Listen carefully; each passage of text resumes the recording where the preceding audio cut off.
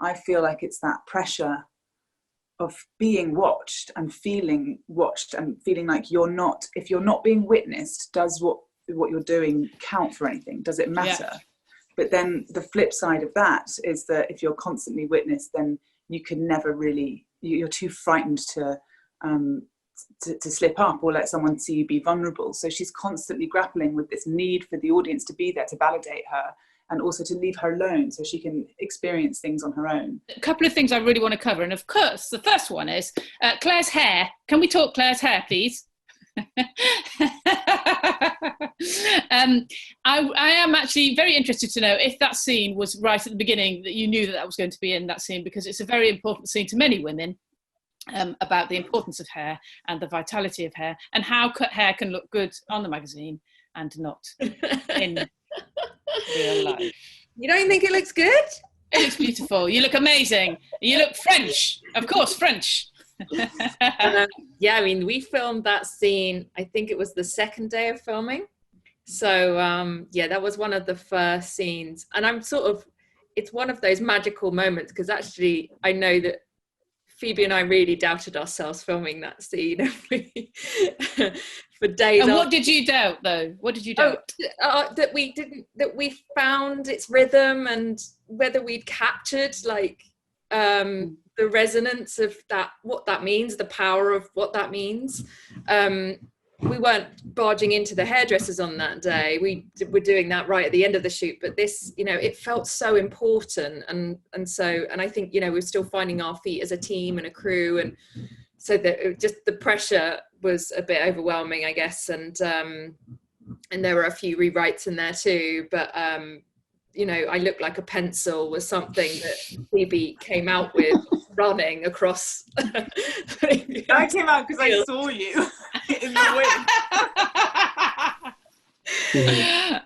But it was this, it was just, I don't know, the way that and I remember actually, Harry, so patient with me, and I remember on that day we was really struggling with the light, because it was so sunny, and Harry let me go back actually and do my coverage again for one angle, because it just didn't feel right. And I remember for days afterwards I kept asking Phoebe if she'd watched the rushes, and she hadn't, because we were just worried about it. But it's sort of extraordinary and now magical, and I can be super rose tinted about it, because people responded to it in this amazing way. And it's an amazing thing, isn't it? Because it's something that I think we all understand, that haircuts can bring out our vulnerabilities, and that it leads to you both having the sisters having a complete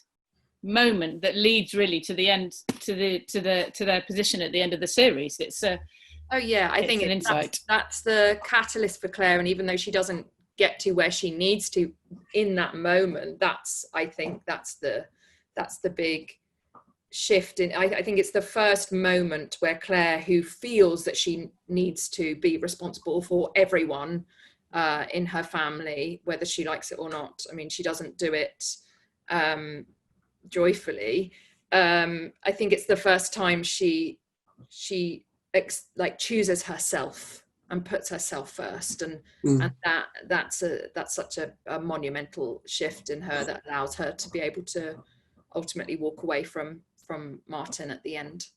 Yeah, that is knowing that I could write a proper arc for Sian was really inspiring for the second season as well, because for the first season it's very Fleabag centric, the story, and it's everyone kind of, and then it got the joy of being able to open up to the other characters. But I remember talking to everybody and talking to Sian, just saying, I can't wait to see Sian go, and that you've got an actor that can do that and is sitting on it, and you just need to just give them the right tools. And we talked so much throughout it, and I think what was so, again, knowing each other, we've known each other since drama school, so I didn't have to explain a huge amount to Sian about the thought behind the journey. But this monumental thing happens to Claire in the first episode, and you're expecting her to blow up about it at some point. There's going to be the big breakdown when she when she says that she regrets any decisions, or blames herself, or is having a sort of an emotional turmoil about the miscarriage, and actually the thing that upsets Claire the most and shakes her the most is that she wasn't as upset about it as she thought she should be. And so she wasn't owed a big breakdown for the miscarriage, and that was something that she felt bad about. But hair and hair being the way into all of that. And I remember sending it to Sian, because it's so easy, these things you can read that thing and think, oh, it's a funny scene about a girl having like a breakdown about her hair, but like Sian totally understood that, you know, she can talk about her miscarriage and be like, I'm fine, but she gets a bad haircut, and that runs so deep into who Claire is. It's about control, it's about her about how she is perceived in the world, it's about, you know, it's literally, it sums everything up about this character. And never had to say that to Sian. She was like, I've got it. Well, no, I think we've all, like, I would say most women have been through that moment. And even I've had haircuts that are so like, I mean, just like this, like it's one length and it's just been too short, and I've had a complete breakdown. And you know, and maybe it's not really that, but it's there is something so, I don't know, spiritual about our connection to our hair, our identity or something. And yeah, I totally agree. Like, it's so, Claire wants to be perceived as immaculate and flawless, and that it is absolutely mortifying to her. And I just love that that's a seed that Phoebe planted back in series 1. You know, that's in there from the get-go, that from the Platts up with Claire, you will see it. Can I ask you about her hair? Yeah. Have you kept the wig? No, no, that's a Man. that is worth, the wigs are worth so much money. Okay, sorry, I didn't realise that. Oh yeah, they cost thousands of pounds to make. So that is, I think, very safely with Pip Woods, our incredible hair and makeup designer.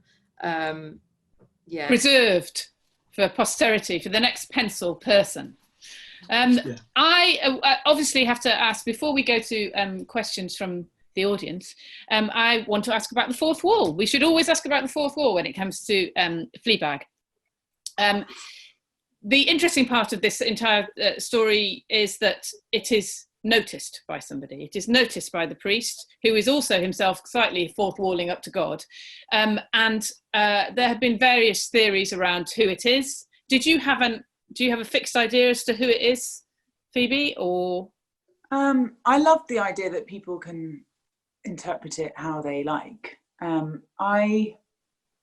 It's as open in my mind, I think, as it could be. I felt like it was symbolic of something that I can't really explain. For me, it was never a certain person, but I love that for some people it is that.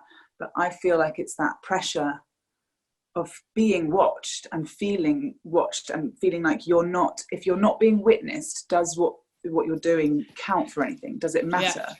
But then the flip side of that is that if you're constantly witnessed, then you can never really, you're too frightened to slip up or let someone see you be vulnerable. So she's constantly grappling with this need for the audience to be there to validate her, and also to leave her alone so she can experience things on her own.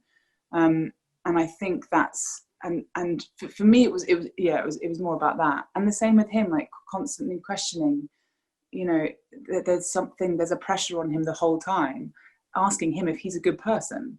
And for her, it was that same pressure, whether that's society or Boo or whoever anyone wants it to be. It's a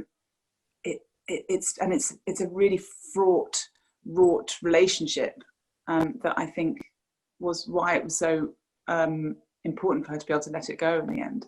And as Harry said at the beginning, there's another one of those things that I got annoyed with and then realised he was right. He said, you've written a story of a woman who can't love herself, and then in the end she realises that she can love herself. And I was like, God damn it, I didn't write anything that mushy. How dare you? And it was really important, because that she can, and maybe not even love herself, but that she can love, and that she can be loved.